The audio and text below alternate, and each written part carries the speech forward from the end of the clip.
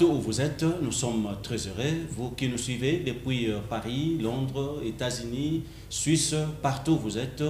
Nous sommes là juste pour vous informer. L'actualité reste dominée sur les déplacements du chef de l'État. C'est hier que le président de la République a gagné Kinshasa. C'était aux alentours de 20h30, 21h. Il était juste à l'Équateur. Il est allé s'enrôler. On a parlé de l'enrôlement. Chose dit, chose faite. C'est vraiment la réalité. Cela prouve à suffisance qu'il y aura réellement élection en 2023. Chacun de son côté, ils sont en train de se préparer. Tous les candidats, ils sont en train de se préparer en conséquence par rapport aux élections de 2023. Mais quels sont les mécanismes, quelles sont les stratégies ou la politique que la CENI a adopté pour qu'il y ait quand même réussite par rapport par rapport aux élections de 2023. On va parler aujourd'hui par rapport aussi à la situation que les Congolais sont en train de traverser. C'est vrai que c'est la fin de l'année, mais on est en train de parler plus sur la vie sociale. C'est vrai que même lui-même, le président de la République, l'a parlé à travers un beau discours qu'il a fait il n'y a pas longtemps, à laquelle il a essayé un peu d'expliquer à la population que malgré tout ce qu'il est en train de faire comme effort, mais les problèmes du social s'aboîtent un peu. Donc il est en train de fournir des efforts pour que les sociales des Congolais soient un peu établis. C'est la raison pour laquelle nous avons nos invités qui sont sur place ici. On va essayer un peu de parler plus sur les élections, on va parler plus sur la situation que traverse le Congo présentement. Prenons le cas par exemple de l'Est, à l'Est du pays, à laquelle jusqu'à aujourd'hui les gens sont en train de mourir, mais il y a tous les mécanismes que le chef de l'État a fait juste pour qu'il y ait quand même du calme du côté de l'Est. N'oubliez pas, à travers cette émission, on va faire aussi un petit bilan à ce qui concerne tous les députés pendant les 5 ans, qu'est-ce qu'ils ont fait. Très bientôt là, ce sont les échéances électorales, mais pendant les 5 ans, qu'est-ce que les députés ont fait? On va essayer un peu d'en parler avec nos invités. Est-ce qu'il y aura un message particulier à ce qui concerne l'enrôlement? Aujourd'hui même, il y a eu quand même quelques centres à laquelle j'ai essayé un peu de sillonner. Il n'y a pas vraiment de gens. Les gens ne veulent pas s'enrôler au début. Ils sont en train d'attendre d'ici les 15 jours après ou 20 jours après, juste pour envahir les centres. On va essayer aussi d'en parler à travers ces beaux numéros des Kinzondi Plus. Alors, pour une fois, bonjour mesdames et messieurs. Alors, là, je reçois Promo Weba Simbo. Je pense que c'est quelqu'un qui est vraiment connu. Il passe régulièrement à la télé, il est à tout moment à la radio, juste pour sensibiliser la population. C'est un promoteur, c'est un grand leader d'opinion, c'est un grand cadre au sein d'un parti politique. Et n'oubliez pas, c'est aussi quelqu'un, un acteur aussi culturel, éducatif, plus. Et nous avons la présence le président Waba Paul. Le président Waba Paul, il est le président de tous les manutentionnels du Congo. C'est une grande association qui existe, ça fait aujourd'hui plusieurs années. C'est aussi un acteur politique et c'est aussi un journaliste professionnel. Alors, on va démarrer directement avec nos invités. Président Weba Simbo, d'abord, bonjour. Prenez le micro. Bonjour. Bonjour, monsieur les journalistes. Bonjour à la population de la Tchangou, de la République démocratique du Congo. Bonjour au président de la République et au gouvernement. Joyeux Noël à tous les Congolais. Joyeux Noël à mes amis de la Fondation Boyebasi James Coco. Joyeux Noël à vous-même. Merci. Et à l'équipe technique qui est là en train de permettre que la population puisse nous suivre à partir de la maison. Et nous sommes là pour que nous puissions aider la population de comprendre qu'est-ce qui se passe en République démocratique du Congo. Merci. Vous êtes de quelle corporation politique? Je suis du mouvement de solidarité pour le changement de l'honorable Laura Batumona, oui, Diatabaou. Et je suis le président du COCIS de la province de Maïndombe. Je suis en même temps le secrétaire exécutif adjoint. Donc je suis au cadre du mouvement de solidarité pour le changement MC en cycle. Merci beaucoup. Président Paul Waba, d'abord bonjour. Bonjour, monsieur le journaliste. Vous allez bien, je pense. Oui, très bien. Vous êtes de quel parti politique? Bon, moi, c'est comme mon collimateur. Je suis du mouvement de solidarité pour le changement de l'honorable Laurent Batumona. Merci. Donc, vous êtes tous de l'Union sacrée. Oui. Merci. Président Mbouabasi, bientôt, ce sont les élections. J'aimerais que nous puissions d'abord faire un petit bilan par rapport aux 5 ans de nos députés. tosola ngo pena lingala bia bandeko balanda biso malamu puisque na lingala mingi tosola lingala po to pesa opportunité na tout le monde ba yo ka biso malamu ma tosola leza makamoko trop important. Alors 5 ans après ba député na biso tozana bango ba nationaux ba provinciaux, est-ce qu'il y a un bilan positif pour eux? Bon, merci mingi olobito ba pena lingala po ba imbo ka balanda malamu. Oui. Ya solo bazali bato basali mosala. Soki tolobi ke basali mosala penzate eza lokola tolobi to futi bango pamba. Po ba uti ko bazwi misolo ya mboka.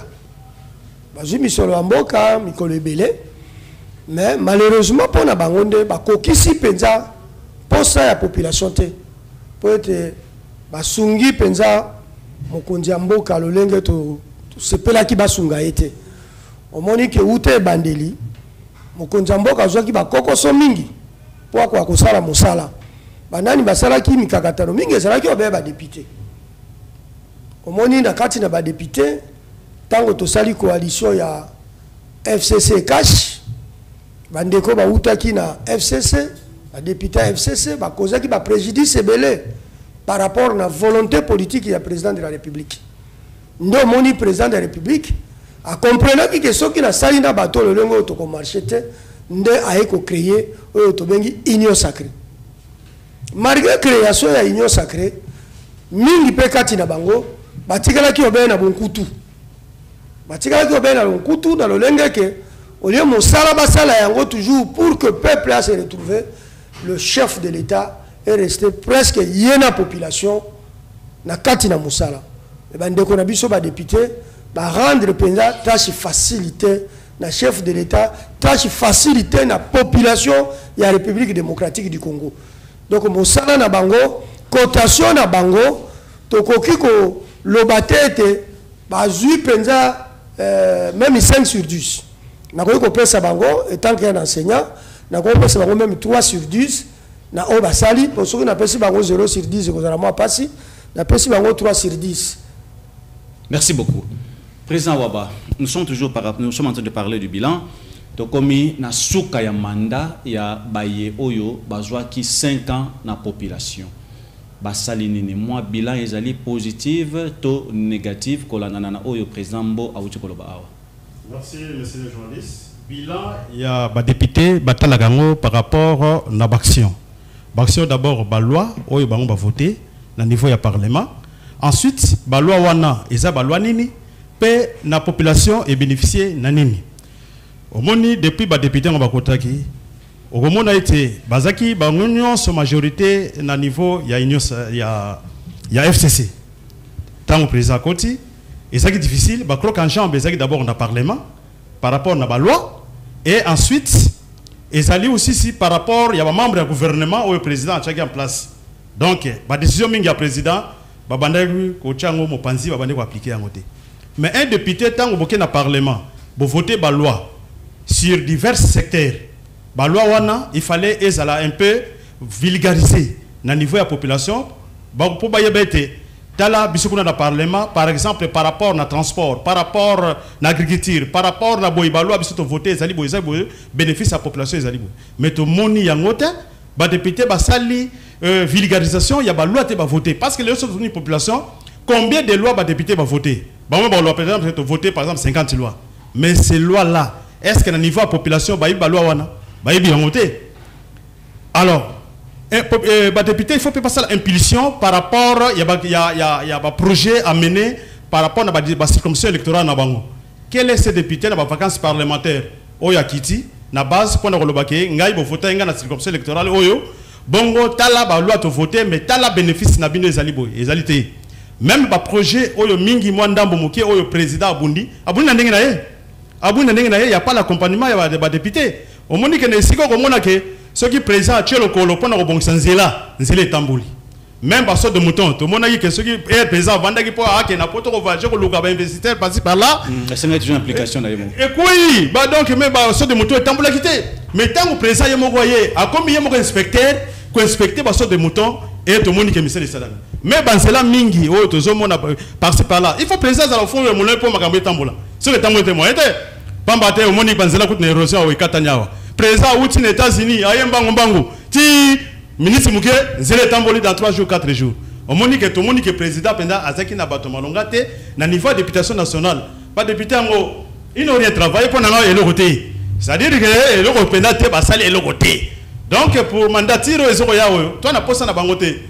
Pour que tu aies toi tu peux moutou, toi l'accès par rapport à bénéfice à la population, dans le projet au Essengeli pour Mbogi Tamboul. Merci beaucoup. Président Mbo, le président de la République n'était pas ici à Kinshasa, il est allé s'enrôler dans l'Équateur.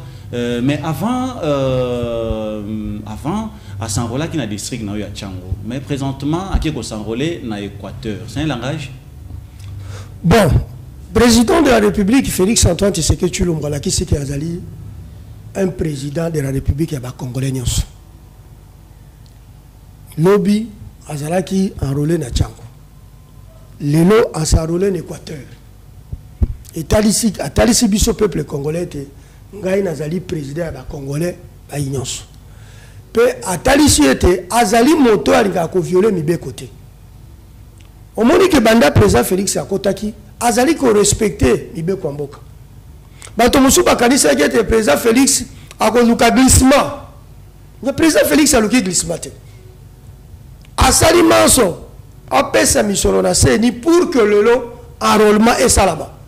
C'est un message pour dire aux Congolais que je suis un président qui respecte mibeko ya mboka pe na lingi peuple nangai pour que ndeko omoni lelo mbandaka avant président kende ezaki netani mais tango bayoki président azali koya babongisi yango wana napesi ndeko nanga raison.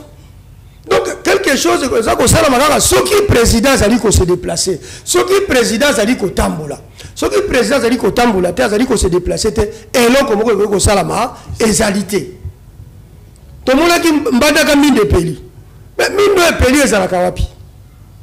Donc initiative wana même ya ko ça ko se déplacer ezali sous malam po moko président sala inspection ya mboka pour à vivre ba réalité ya mboka amona ya solo. Bayo nyonso baza koleka na betando ya kokumisa te ngai nazali député ya Kweboye nazali ministre ya Kweboye nazali ressortissant ya Kweboye soko tali mingi kati na bango mingi basali même 3 mandats mingi basali même na poste ministériel autant d'années mais qui n'ont rien fait. Président qui a constaté bayo nyonso basotopromaka ba leader ya bakwe na bango qu'est-ce qu'ils ont déjà fait dans leur coin. Donc il n'y avait pas seulement parce que ça qui réunion ba gouverneur. Et ça qui n'est pas gouverneur. C'est aussi pas gouverneur, bah évaluer quoi. Tant que comme pas baninga le koni bozo kuta. Donc président de la République qui pose et non seulement geste et enrôlement, mais c'est plutôt l'inspection du pays où il y a zali ko sala pour la kotala est-ce qu'il y a solo ba nazali na bango bazali ko sala musala to bazali ko sala musala te et ezali occasion pour d'ailleurs aye ba déjà kotala été Mikolo ezali koya nazwa ba oya solo ba ko tambusa mboka dangai parce que lelo 62 ans de l'indépendance même Mbandaka président de la République akwa kokuta ko modèle wana te akokai kokuta Mbandaka modèle wana te Kinshasa lelo ezala modèle nini ozobona. Donc il y a non seulement signe enrôlement mais pour nanga étant que un acteur social tant qu'un politicien nazali ko sepela na déplacement ya mokonzi mboka pour se rendre compte.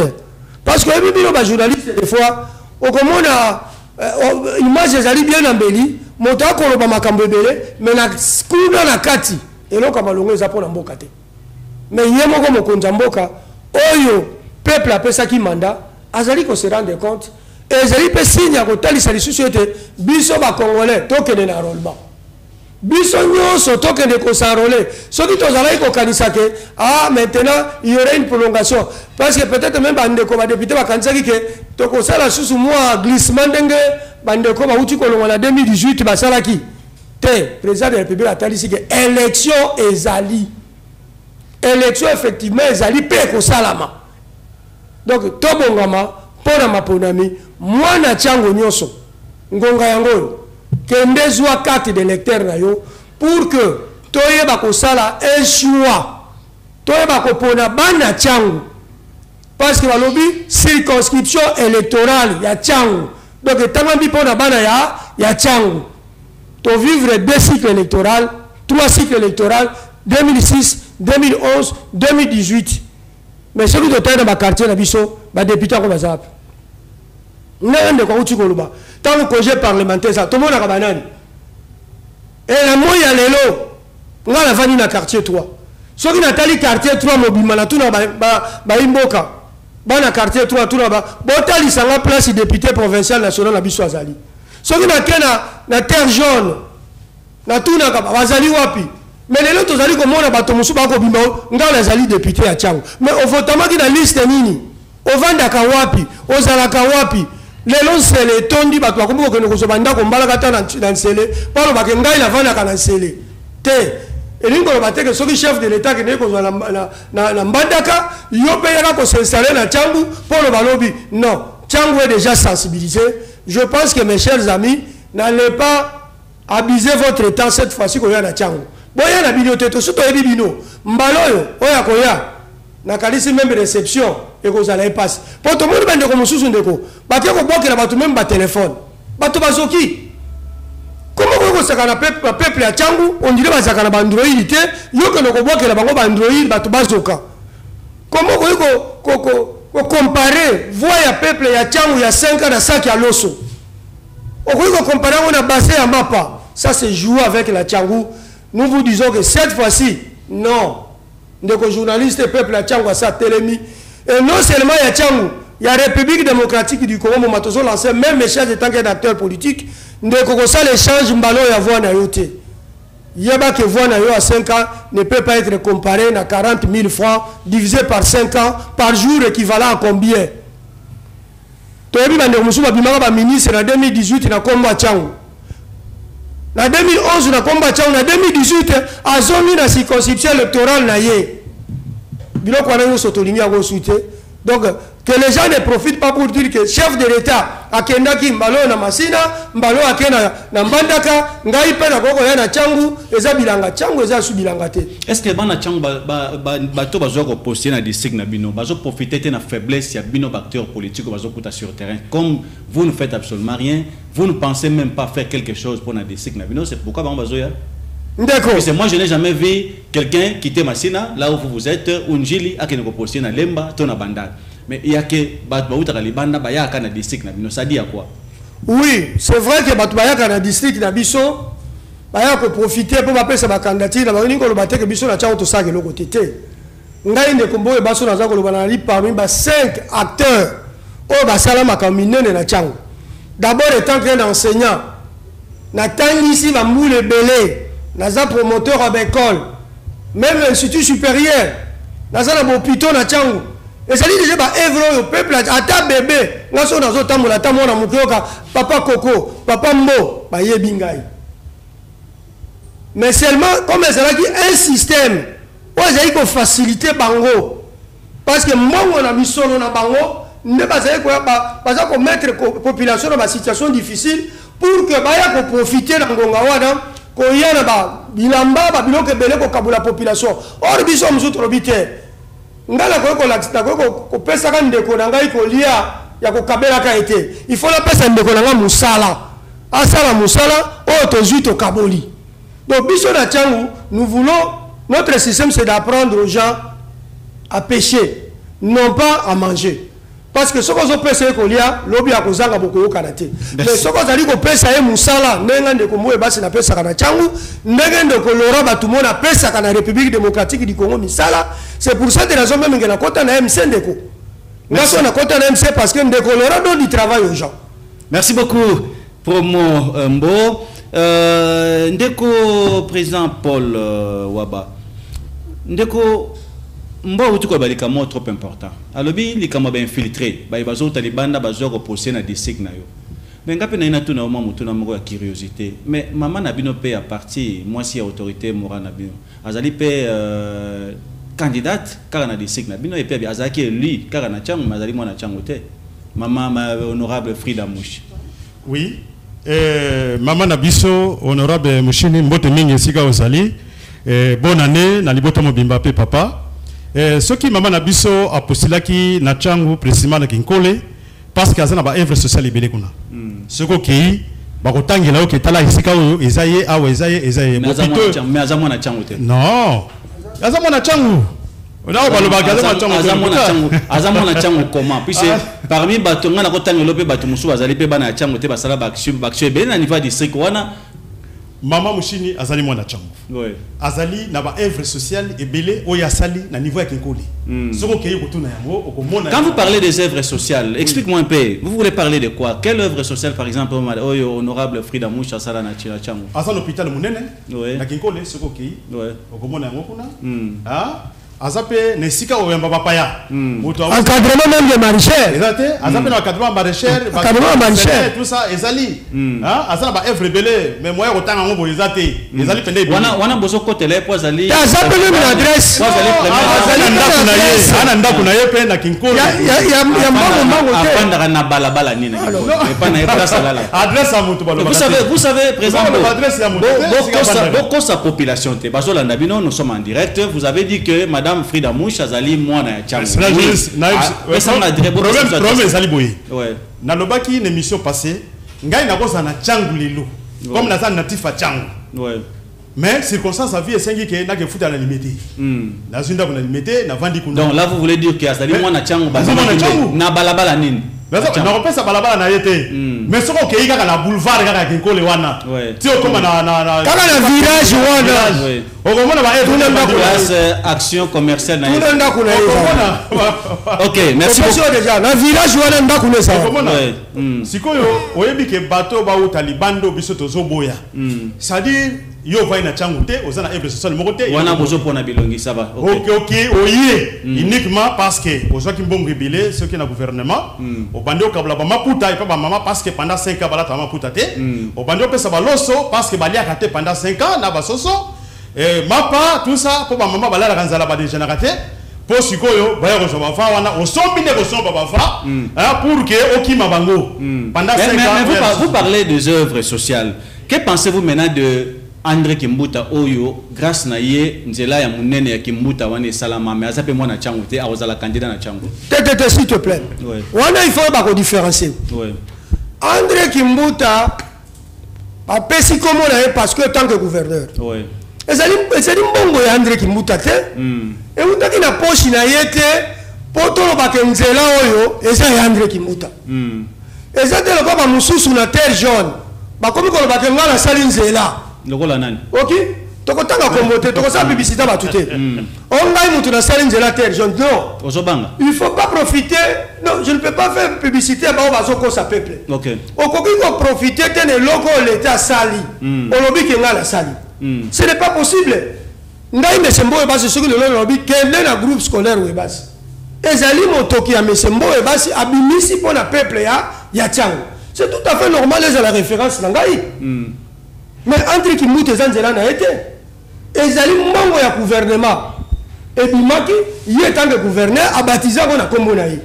Soka ko ya ko la kisango obike o zanzela nga na sala non c'est une erreur. Wala peut-être ça ko sa peuple. Merci beaucoup. Toujours qu'il y a mon ami, président Paul Waba. On est en train de nous parler des élections crédibles et dignes. Vous pensez qu'en 2023, c'est possible qu'il y ait une élection vraiment crédible? Oui, en 2023, nous allons sûr et certain, l'élection crédible et transparente. Pourquoi? Parce que au moment où Seni a associé la confession religieuse, dans le cadre de la transparence. Oui. Alors, après on peut responsabilité, il y a sensibiliser l'enrôlement et après on peut responsabilité pour témoin au bas là chaque bureau de vote. Déjà, ils ont certifié déjà crédibilité et élection. Donc ça prouve à suffisance que les religieux, ce sont eux qui sont sérieux. C'est la raison pour laquelle ça va confier Bango. Ça prouve que l'élection. Non, ça dit que la société civile. Non? Vous oubliez qu'il n'y a pas longtemps, Soana, Bunda, non, l'élection Kala, on a un contexte à l'éloté. Parce que le président Denis Kadima a Yekagakoya, mais il y a une cotation et ça la malam. Donc là, on a posé sa cotation et ça la malam à Rolingate, Banyamou et Salaki en 2018, ça la malussus. C'est-à-dire, on a posé à côté malam. J'espère, c'est pourquoi, à ça revenir, tendance sur la société civile, tout le monde, peut-être qu'à l'avenir, tout le monde appelle l'organisation internationale, et goyape pour na ko tala pe makambo ngoni ko leka na ndenge sengeli. Donc toi na posa que élection za ndenge moko malamu pour ba to ba le té. Donc c'est-à-dire tant élection pe ko salama même ata ba bureau de vote tout le monde ko sala wana liste de couleur liste pour na ko veiller na ba PV makambo nyonso ba publication et résultats tant surtout il y a pas ko bongisa makambo acha pe publication za la bureau de vote par des bureaux de vote ti et que na ba centre de compilation tout consort et za ndenge moko ya malamu. Merci. Donc il faut qu'associer ba tendance nyonso za là pour que makambo be za la té. Merci beaucoup. Président Mbo Ebassi, le président de la République, je pense que Aouti Gosala mandat moko très difficile. C'est pour la toute première fois au Congo. Toujours président Moko Oyo a sali mandat pendant 5 ans, ba difficulté et belle. D'ailleurs, so na lobina zonga muke na moi frère Zoyo Mbosa lobaka na lobaka zali mobali puisque na 5 ans ya ndeko Félix Tshisekedi Covid ezalaki makamba este et il est sous makasi. Il y a eu tant de problèmes. Est-ce que c'est important ce que tout ça les bilan? Oui. Ngana lobaka partout dans les médias était président de la République a sali mando to benga ka mandat de transition qui ne dit pas son nom. Félix Antoine Tshisekedi a sali transition qui ne dit pas son nom. Par rapport à la composante on a travaillé na bango. On a vu déjà que lors de l'élection 2018 le président de la République a mis majorité présidentielle. Mais avec Assemblée, il y a été.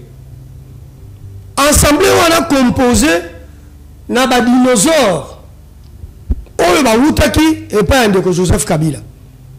On va dire qu'on empêcher même de Joseph Kabila ça la Moussala. Et tant qu'on va écouter de Félix Antoine Tshisekedi, il n'avait pas le choix. Parce qu'il y a déjà constitution et puis si on est ensemble Ningisa. Au cas de Korobakiawa. Au comment on a président ensemble à l'époque de Komosi Mabunda. Bako benga yena président ko boya kokende. Ndeko ya Sénat. Bako benga ye na président ko boya kokende. On les alliés, bazali ba konzia ba institution sengele accompagner bakso ya gouvernement. Premier ministre Lukamba. Lolenge moko. Donc c'est là où on a la transition entre le mal et le bien. Veut dire que le président Zali Kotumo la libulu yako kunda mabe poto kene na bolam. Ndeko Félix Antoine Tshisekedi abundi bitumba. Tu sais qu'on bango chaque fois kazali kotambola batu ba komona présence ko voyager mingi. Ndeko sans la diplomatie à président Félix Antoine Tshisekedi mbelelo makambeza grave. Parce qu'on a vu que même guerre à Est. Mais comment fait-il que le président a déclaré un niveau et assemblée guerre contre le Rwanda? Mais parce que le président a dit qu'on comprend que guerre est en Rwanda. Guerre est dans la communauté internationale. Bon, comme on a un secrétaire général à la Nations Unies, avec on va que les rebelles bazali na mindu qui connaît calmer régulier.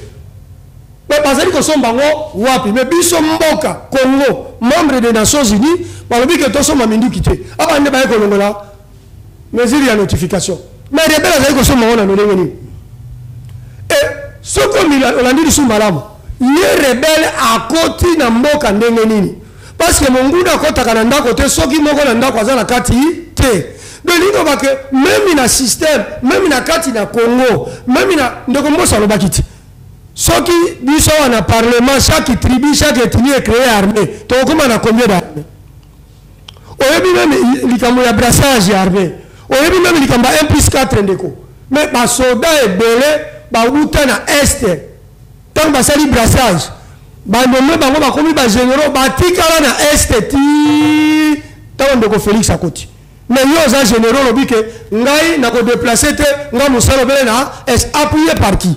Appuyé au bien de politique, mais sous na quatre système, on va à travers. Bah, qu'on travaille non de Félix. Il y a des gens qui faciliter de Félix sur le levé pour que aille bah qu'on ait des bossos à Moussana. Donc bilan de Félix, et c'est le bilan de Bitumba, et c'est le bilan comme à Kassi, parce que ndeko a bundi pas zali ko continuer ko bunda et l'autre les gens c'est de Félix, population zali ko comprendre. La gratuité et enseignement. Mais l'article 43 de la Constitution, et puis quand on dit que ça a maté, mais Ndeko Félix a continué à dire non. nakuti peuple congolais akotambola bana omoni 9h bana mikeso batoni na nzela wapi bazongi ndako babengani bango bana baboti bafuti minerval te mende ko feza bi toke na gratuité enseignement omoni nde babundisi yango babundisi gratuité enseignement nani babundisi yango ba congolais mosusu ba politique au même na kati ya gouvernement na kati ya assemblée babundisi yango mais lokola peuple azali pour est-ce que la gratuité dont vous êtes en train de parler est simba gratuité azali ko simba parce que lelo ndeko soko tamona Kinshasa tozalaki 9h Kinshasa se toni na bana mikenyo so ba ko zongo bandako mais lelo soko otali okomona ti 12h bana bele mususu bazala nzela lisusu te baza kotanga ezali un processus. D'abord c'est la volonté de vouloir déclencher yango peuple ça déjà élan patriotique pour que parents ça se rassure actuellement que moi nanga ko kota kotanga ezali ni kama mokete ndeko wana nyo so bitumbo ndeko et pas yo réellement batu bana bafuti misoloté et pas inangai oui et pas inangai na école nanga ya webasi wana ezali privé oui voilà privé bana ba ko futa misolo oui mais bazo futa ne bazaki kalate to kitisi misolo makasi pourquoi parce que étant que privé mais tokei poto soutenir ndeko Félix Antoine Tshisekedi na ko sunga pour que bana bazala na nzela te et soko okei na l'école na biso mosusu o to sili ko pesa bandeko mosusu bakamba yango bana bazali ko futa te bana bazali ko futa te. Pour nous accompagnons le chef de l'État. Au début, le grand problème, c'est quoi? Les gens pensent qu'accompagner le chef de l'État, c'est prendre sa photo, prendre votre photo, tiens, banderole, la balabala, je soutiens le président de la République. On soutient d'abord la République. Tant qu'on soutient Mboka, on soutient Mokondia, Yamboka. Mais tant la banderole partout, moi je soutiens le président. Je suis derrière la vision du chef de l'État. Mais vision du chef de l'État, nous avons ça là pour que... flatterie politique. Flatterie politique, ndeko. Et là, on a la terre, mais la Kayango. C'est normal. Au moins, même je soutiens le FADC, je soutiens le chef de l'État. Je soutiens la République. Parce que le chef de l'État lui-même soutient la République. Merci beaucoup. Président Mbo Ebasi, ndeko Paul Waba, toujours que na mapona, okoza la candidat na district na yo ya Tchangu.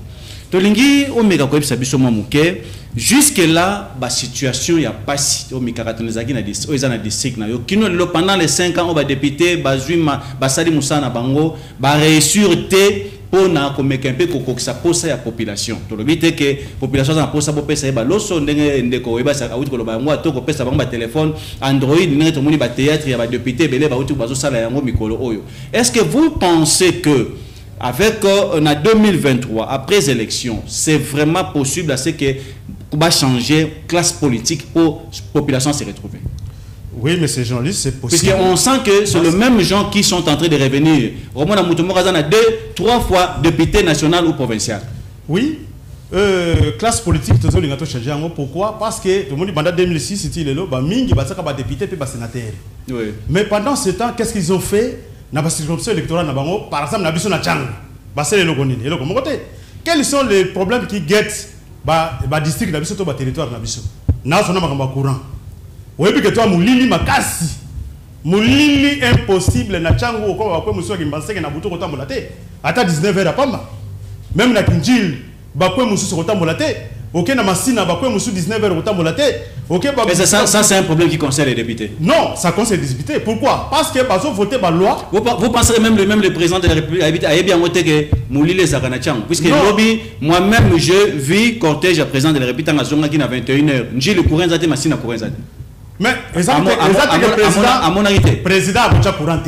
Ceux qui vont voter par loi et que l'investisseur va y avoir pessi mon solo. Mon solo, il faut pas affecter mon électricité dans le côté SNEL pour changer ma câble, changer ma cabine à courant. Vous n'êtes pas au courant que le député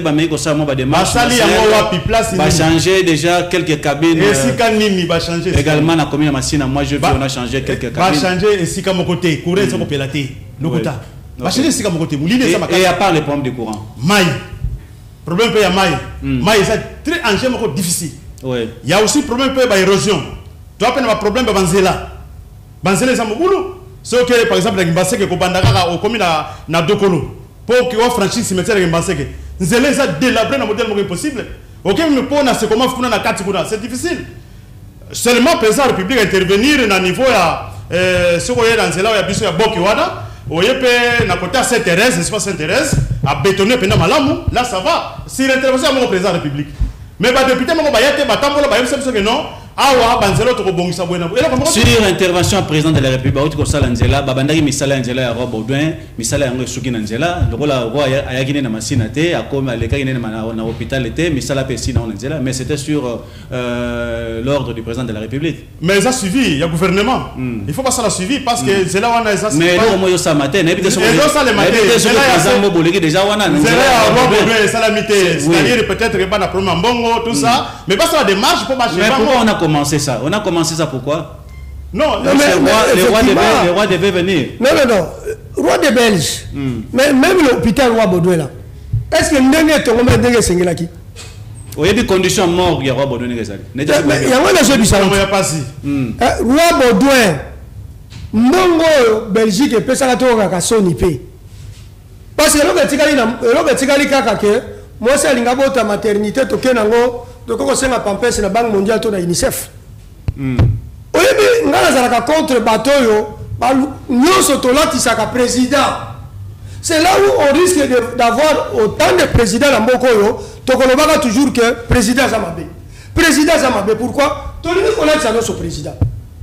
Oyebi ni kamo même ya couronne de Kakoloba. En 2016 en 2016 tout ça la identification des abonnés. En 2016. Non, 2006 plutôt. Identification des abonnés. Pour que les lots soient créés, soient ma cabine, où il y a un service. Il faut se rendre compte que le nombre des abonnés est supérieur à la capacité à courant et ce que fournit la population. Il faut que ma cabine de secours. Mais la démographie fait que le nombre est matin. Mais moi, je me pose la question. Est-ce que SNEL et les sociétés sont vraiment vivantes ou bien parce que je connais, il y a même une entreprise et il y a que ça là, ABB. Babongisi Makambakura wa Kinshasa Inga Kolwezi. Mais Koura bango babongisa qui et produire na Congo nini. Le nom est biso courant ABC. Mais le même courant ABC, la population ne peut même pas tourner le moulin. Avec courant ABC, le moulin, vous ne saurez pas comment la consommation est comme ça la mandeko au Kokate. Parce que l'hôpital que j'ai à Congo à Terre Jaune, je consomme au moins 50 à 60 000 francs par mois. Vous résumez? Hôpital on a Terre Jaune. L'avenue à la 65. Vous allez consommer 50 à 60 000 francs par mois uniquement pour la courant ABC1. Et vous allez comprendre que la population il y a Terre Jaune, il y a Kimbanseke, il y a Massina. Massina non, tu as BCT. Population il y a Kimbanseke, il y a Nsele. Bazali à mesure de tourner le fils qui est moulin. Oh, et qu'on a la première PME, la population qui vivre dans. Vous résumez. Mais ndeko, les mes alliés ridicules, un député n'a qu'à côté maï pour que nous la population. Toi, un député qui pouvait même interpeller la DG de la régie des eaux pour lui dire que ndeko, quoi on a Yansele, Yakimbanse que verbou labi. Vers cimetière, qu'est-ce qui manque que Botier Abisso, Maï pour la population? Mais il y a un député de Moutokoi qui a forage. On a dit que je suis venu aider les gens socialement. Maintenant, qui va interpeller la DG de la régie des eaux? Merci beaucoup, Ndeko Mbo et Bassi. Donc, on comprend réellement que le bilan pour nos députés, selon nos invités, sont vraiment négatifs. Ndeko Gembo, Ndeko Gembo, d'abord dites-nous vous êtes de quelle corporation, vous êtes de quel parti politique, et puis directement vous entrez dans le sujet. On est en train de parler élection en 2023. Brièvement, est-ce que sur le plan politique, sur le plan social, on sent quand même qu'il y a l'implication, il y a Mokonzi Mboka? Merci beaucoup. Je suis d'abord un pasteur Pasteur David Gembo. Je m'excuse pour un peu de retard parce que nous avons veillé. Il y a beaucoup excusé vraiment, ambassadeur. Nazali, le coordonnateur principal, il y a Tchangou, la partie Petel. Petel, il y a Matadiwamba. Wazali, notre bâtonnier de national et député national. Ça existe jusqu'aujourd'hui? Oui, c'est un grand parti.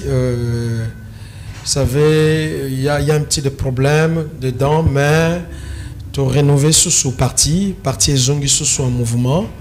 Et Dieu merci parce que nous avons un leader qui est dynamique. Parce que auparavant, on avait un petit souci, c'est lui-même qui était élu. Nous avons échéance sur l'élection, il est comme dans nous allons élu. Maintenant, nous avons pris conscience, nous avons dit non, cette fois-ci, nous allons aller quelque part. Donc maintenant, on a une grande politique sur le terrain. Ça veut dire, on aura des députés provinciaux, on aura des députés nationaux, on aura des ministres, on aura même des sénateurs. Vous en avez condiment? Pas même condiment d'abord, mais le travail. Oui. Le travail d'abord. Merci beaucoup. Alors, Tokem Balamoro rapidement des Kamba bilan. Toujours qu'il y a un très très bientôt là. S'il faut parler du bilan pendant mois tango oyo mokonzambo kana équipe ne basali, qu'est-ce qu'on peut dire? Bon, sur le bilan d'abord, chaque homme dans la vie est faillible. Oui. Donc tu ne peux pas amener quelque chose à 100% tant que tu es homme. C'est impossible. Vous savez, tout le monde connaît la manière que le président a eu le pouvoir. Tout le monde connaît ça. Avec beaucoup de difficultés. Mais c'est que d'abord, moi, je bénis Dieu sur le plan politique de sa politique. En tout cas, tu sais qu'il vraiment amener une politique dynamique dans la République démocratique du Congo. Aujourd'hui, on peut parler du Congo. Partout au Rosala, le Congo, au Rosala fier, au Rosala congolais. Donc sur sa diplomatie, en tout cas, je vais dire bravo. Bravo vraiment à notre président. Sur sa diplomatie. Parce qu'auparavant, les gens ne comprenaient pas. Pourquoi les présidents voyageaient. Mais aujourd'hui, voilà une bonne résolution qui est aux Mboka. Il faut que les Congolais fêtent. Donc, pour nous dédier, mais pour la réussite, il y a diplomatie, il y a président. Vous sentez que vous parlez de fête, vous fêtez les lots, sur ce commune à 10 000 francs, sucré commune à 2 500 francs, bière commune à 3 500 francs, 3 000, dans des Kabila qui a 1 200 francs, sucré à 500 francs, c'est pour ces fêteux, vous allez quoi? Non, ambassadeur, le problème qui est là, il faut tous aller quand même dans ma tour, il peut mettre tout le monde à quelque part. Le problème de l'économie du Congo, ce n'est pas que le Congo. Je vous informe aujourd'hui, au Ghana, il y a une inflation, il y a 50%. On a besoin matière 50%. Et aujourd'hui, il y a évité marche ni à Londres. Donc ça veut dire que le monde a bougé. La guerre y a Ukraine ici et bouger le monde sur le plan économique. Ce n'est pas que le Congo. Au moins que le Congo, au moins, moi je veux dire que nous vivons un peu bien. Parce que nous avons les sols.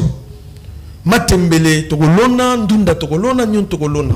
Malgré ce Togolona, mais on parle toujours de guerre à Ukraine, même dans Matembele, même dans les cas. J'ai vu les cas comme à 500 francs pour la guerre à Ukraine. Bon, problème est allé bien sûr, mais ça un peu moins politique qui m'a faut gérer en bien. Au moins tant que comme on a poda na sikawana, nous allons aider notre Congo parce que Dieu a fait grâce. Voyager dans Mikili Moussous, dans Bamboka Moussous, on a vu comment que ces gens vivent. Ça veut dire quoi? Je vous donne comme l'exemple le Nigeria. Nigeria, c'est la population. Quand on a toute information en Afrique 24, Nigeria, c'est comme surtout Lagos. Dans Mikolozo, dans 5 ans, et comme la ville la plus peuplée du monde. Lagos. Ça veut dire, mais la carte en Nigeria, il y a besoin d'autosuffisance alimentaire. Pourquoi? Parce que ça la kamisala na mabele na bango. Les Nigériens importent à l'eau sauté. Les Nigériens importent à sauté. Nous surtout et ça la makana mboka na bango. Parce que bazana homme d'affaires mokaza makasi c'est Dangote. Ça veut dire au moins politique na bango na politique na biso et que sani moi moké. et il travaille pour les besoins du peuple ou de la population. Mais biso awa mingi, quand on vous donne à gérer quelque part, tu travailles d'abord pour toi-même. Or que les Congolais ne peuvent jamais lamenter. Surtout dans plein à Kolia. Donc on les laté papa. Merci. Si nous avons de bonnes foi. Merci beaucoup. Avant tout qu'il n'ait été Niasuka, on va parler juste sur la gestion de la ville de Kinshasa. Kinshasa est géré par M. Jean-Tini Ngobila, le gouverneur de la ville. Mais il y a un peu de petits problèmes. Qu'est-ce qui se passe aujourd'hui entre M. Jean-Tini Ngobila et Jekoko Moulumba? On va en parler, c'est les tout derniers thèmes. Mais avant d'y arriver, juste pour 2 minutes, commençons par président Waba Paul. Nabobsek ya Chalamwana, Nalinga Bokle, Bomega pour éclaircir le besoin davantage. Nabobsek ya Chalamwana, on n'a pas vu la présence du chef de l'État. Il y a eu de l'étendue dans les réseaux sociaux, les gens ont interprété très mal, comme il y avait la présence de Maman Olive Lembe, il y avait l'implication de Joseph Kabila Kabange, Chalamwana était de la PPRD, le président de la République, est-ce que Zalaki raison Zalaki était à Zalate, Namatanga Wana, ou pas, puisque tout le monde il y a eu même des comédiens, Kufa Lokola Kwedi, président de la République Azalaki, Bamatang Ebele, Mokonzamboura Kendaka, mais les Kamachala Mona Tomoni, président de la République Azalaki. Raison et Zalaki, si c'est possible, d'aider un peu l'opinion congolaise. Oui, monsieur le journaliste. Absence, il y a président, on sait qu'il y a grande astuce, Maman Chalamona, il faut que ça la polémique, parce que vous voyez que le président, quand il y a eu un cas, Azalaki secoué, dans Makambo Bele. Aux États-Unis, il y a eu makambo ya érosion et salamaki nzele katanaki ya matadi. Il y a eu plus de 100 morts. Il y a eu plus de 100 morts. Mais pas il y a eu des morts, mais on n'en a même pas parlé. Dans Kambola, il y a eu plus ou moins 1 ou 2 personnes bakufagi, mais du soleil bétamité. En même temps, il y a des députés qui sont là. Vous parlez? Oui, c'est ça. C'est-à-dire que Bakawana et en plus, Azakipe na programme ya Mbadaka.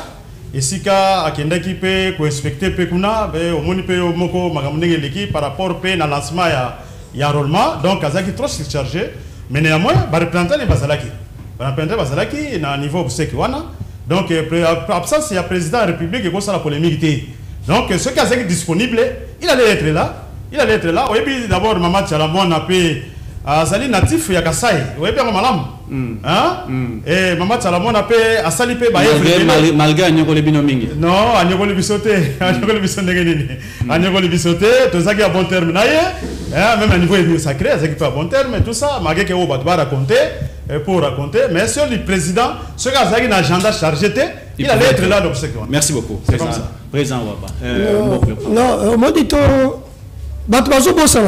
le président de la République a d'abord représenté la Congolais. Et si quand nous sommes Zali, Ngad Azali, Ndeko Pasteur Azali déjà pour représenter chef de l'État.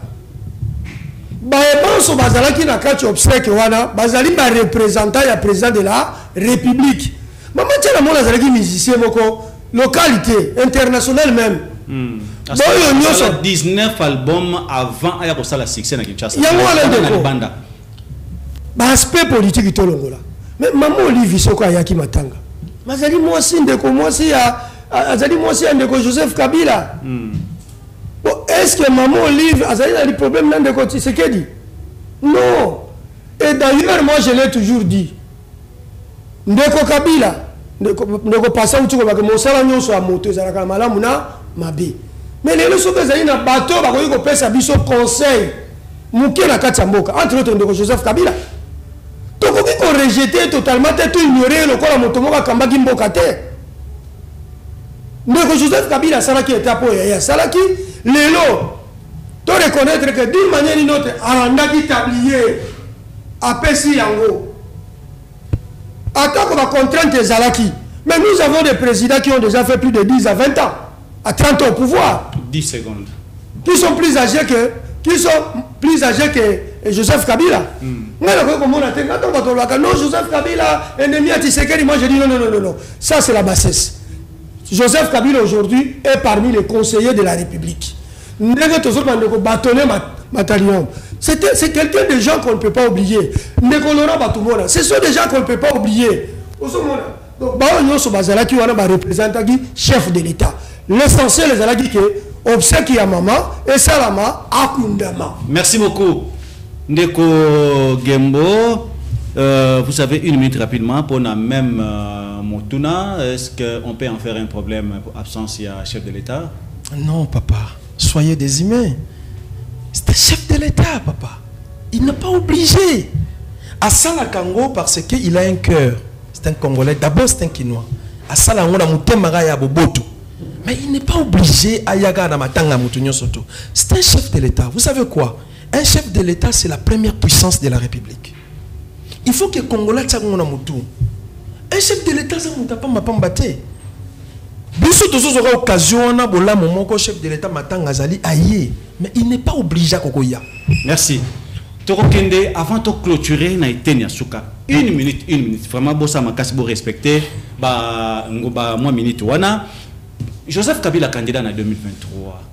Qu'est-ce que vous en dites, président Mbo et Bassi? Non, Batika beau-frère langa mobali andeko langa Olivier Lembe la kimia. Asa sali pe mingite. Bolembe le yo ça c'est le yango bele ekolo. Constitution lobi que ozu mandat moko ami balo ke kopé 18 ans seulement. Au commis sénateur 32 ans. Té Mobutu salaki 32 ans salaki na condition nini. Mais Joseph Kabila a signé qui constitution 2006. Oyo loba qui était ndeko soko ozu mandat moko yami balo sali nini au permis. Omoni nebe bani bato balika ki batie mobulu. A côté même la glissement il y a 2 ans. Et c'est là qui forcing ya bato. Yango na soka yabisi bango ke na sanga qui 15 personnes. Yamo ka lobisu et c'est là qui to changer classe politique. Pourquoi? À comprendre que bato bazali bato malamu te. Joseph Kabila n'a pas l'envie de tout ça. Mais au Monika ezali quoi? Nzete osu bokanga ki na lokolo, bokanga ki ndeke moko na lokolo zo me mabino likolo, bolingi su ko kitate. Marike ndeka ngo lobi ngana za su na posa makambo wana te. Joseph Kabila n'a pas besoin d'être encore candidat. Même la loi ne l'autorise pas. En résumé, qu'est-ce que vous en dites? Non, c'est faux. Joseph Kabila n'a même pas besoin de ça parce que la loi l'interdit. Et cette loi que lui-même a signée. Mouta signé un mot promulgué la constitution. Et c'est que Joseph Kabila, je ne pense pas qu'il va contredire sa signature. Merci beaucoup, Ndeko Paul Waba. Nabanzi, tu as un même plateau, tu as PPRD, où il n'y a pas eu Ndeko Joseph Kabila, Zali président. Baoteko Lobayangwa, Joseph Kabila, il sera candidat en 2023. Qu'est-ce que vous en dites? Bon, c'est-à-dire que les alliés point de vue politique, Moutounio surtout, les na vie à mettre à ce qui concerne le leader na bango. Mais il y a moni qui est pour le président Kabila Kabange, où il a dirigé Bisso pendant 18 ans. J'espère à Sali et Belé, bah FRP ou à Sali P et Zali P et Zolo Bapé Mouké. Non, c'est-à-dire que Moutoumorote au Rosala Moussala sans cause à la FRMO. Il a fait, on ne peut pas dire qu'à travailler à vie de 18 ans. Non, il a fait aussi quelque chose. Mais néanmoins, dans le cadre de la pouvoir, c'est-à-dire pour nous comme conseiller principal de la République. Vous acceptez ou pas? Azali conseiller principal de la République. Donc les gens qui président Fatih a un problème, ou à Monique quelque part à conseil, à aucun ne peut pas y aller. À vous savez que on a conseil dans le dossier, on peut se conseil macanisi, ça la boue, ça la boue. Donc tu sais pas les statistiques. Mais ceux qui ont la candidat, ceux qui ont la candidat. Bon, on a évité, est-ce que la Constitution est autorisée qu'il y ait un candidat? C'est-à-dire que les gens qui ont stimuler la perte de vitesse des alliés. Ils stimuler peut-être que la puissance pour un peu MAPK. Merci. Merci beaucoup. C'est comme ça les pays. 1 minute rapidement. Est-ce que vous en serez d'accord par rapport à candidature de Joseph Kabila comme candidat en 2023? Bon, au moni et le mot anglais balobaka, you remind your mindset. Il faut Congolais moutouiller ça là. C'est très important. Nous avons un problème de psychique ici au Congo, de mental. Au moni Kabila tel qu'il est là. Bon, moi je me demande qu'est-ce qu'il va faire encore, parce qu'il a épuisé tout ce qu'il avait. Qu'est-ce qu'il va faire? Qu'est-ce qu'il va avoir encore? Il a tout. Non, papa.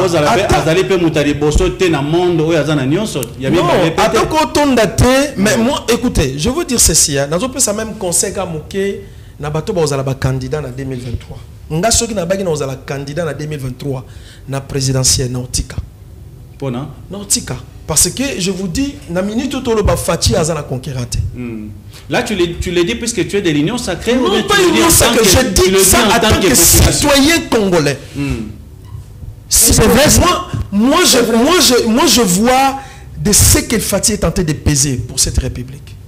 Fatih a redonné encore le sourire aux Congolais. Je vous dis ce qui est vrai. Vous dites la vérité. Je vous dis.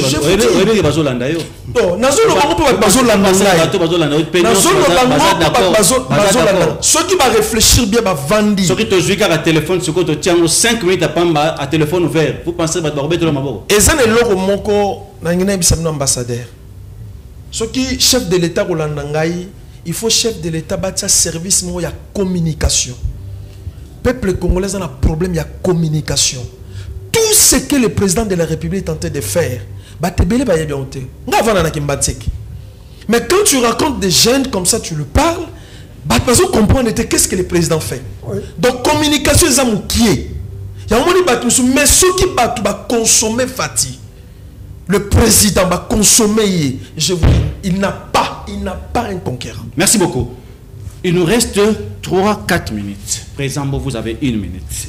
La gestion de la ville de Kinshasa, il peut y avoir un bilan sur ça, le bilan positif? Ah oui. Je suis à ville à Kinshasa. Tant au président de la République, Alinga qui a lancé l'opération à Kinibopeto. Déjà 1 semaine, il y a une des chaînes, il y a le président Kokendete. Kokendete, président de la République, parce que Nazali sûreté, na likambo lingi salama ya Kinibopeto. Parce que Kokei na Kinibopeto, le comme Lubumbashi Bopeto, Maïndombe Bopeto, na ebito kokende na combien de Bopeto. De Bopeto. Parce que avant de se déplacer, il faut un service na yo. Ba pesa ka yo information sur l'évolution ya eloko yo président Zokende. Et là on ne connaît pas solo. Mais on ne peut pas faire déplacer un président ce qui est conseiller stratégique. Il y a un président qui est sûr que eloko mo konzazo que des années à venir. Là, vous voulez dire quoi par là? Je veux dire par là que Mingi Bazalaki autour du président, Basungi président.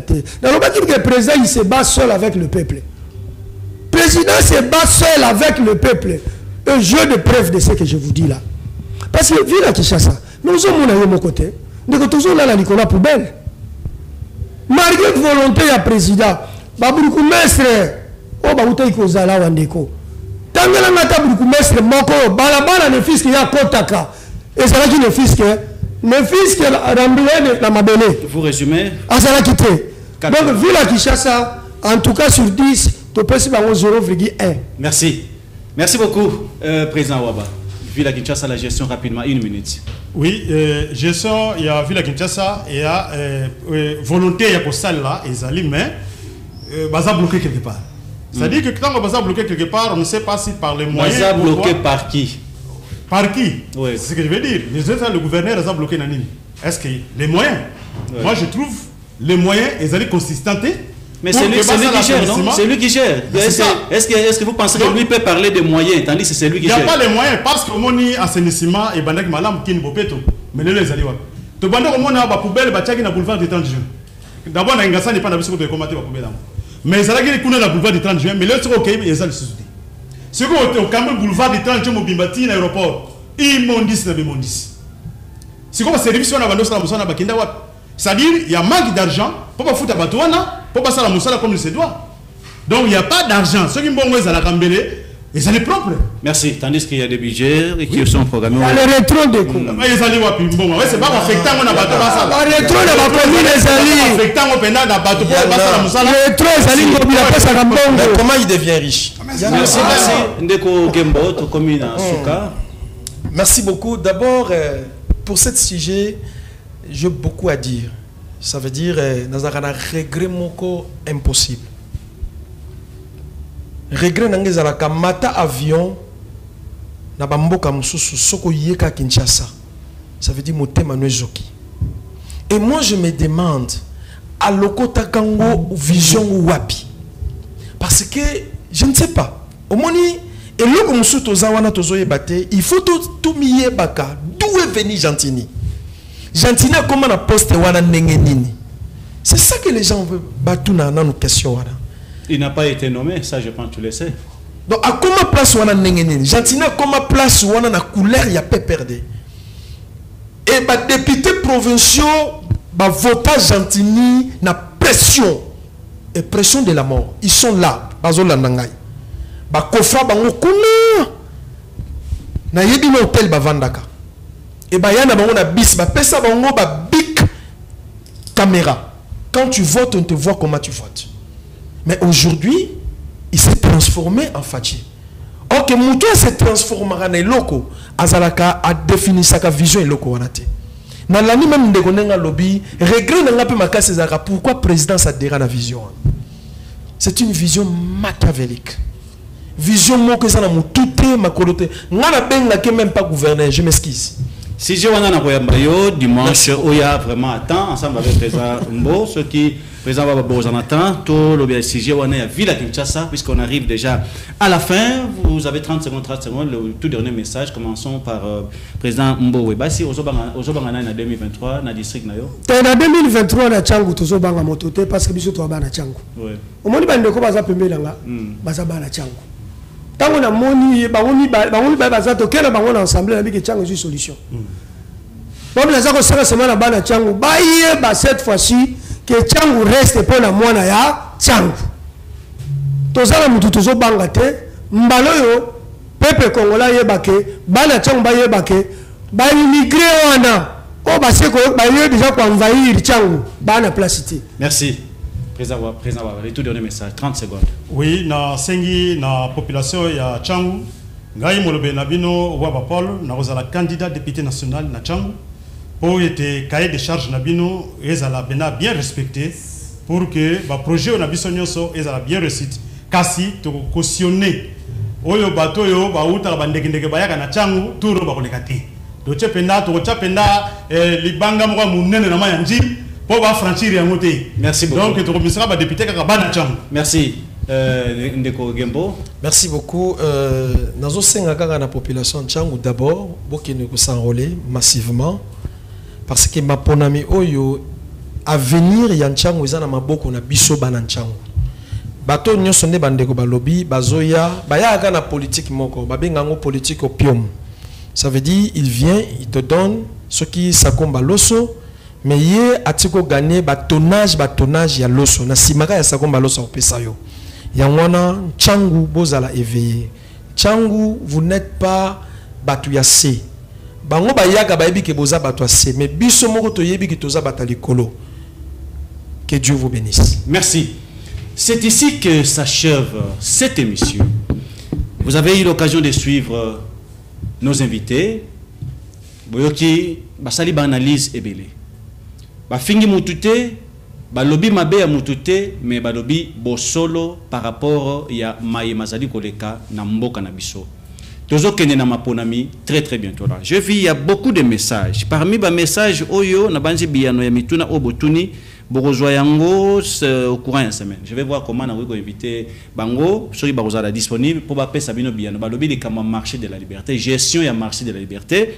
Sur Boriko Lobela yango, balobi les sous les Kamboyanzela ou Katanaki na Kimbantseke, baweli Kosala Nzela ya Matadi ou Katanaki pour bayebi etezali route principale et puis ezali Nzela oyo et kotsarama misolo mingi, mais Nzela ya Kimbantseke sur leki Sainte-Thérèse aux mata côté à Dokolo Kolowana ezero katana ezui ba moi ebele kino lelo solution moko ezwamite pe na suka na yango balobi likambo ya ba embouteillage o ezali chaque jour ces derniers temps na niveau ya district ya Tchangu à laquelle to lobeli yango te ezaba ba point misatu o to lobela au courant ya semaine au cas contraire les dimanches président Mbo Webasi à Salani na Tchangu to rejouer la bino ba image ya ba action oyo à Sala sans que azala député. Je pense qu'on va le faire demain.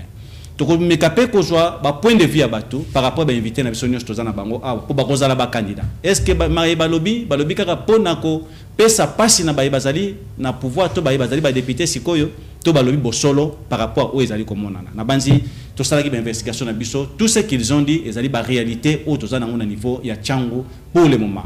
Tchangu pendant les 5 ans problème à moko oyo ezubiano ezalité.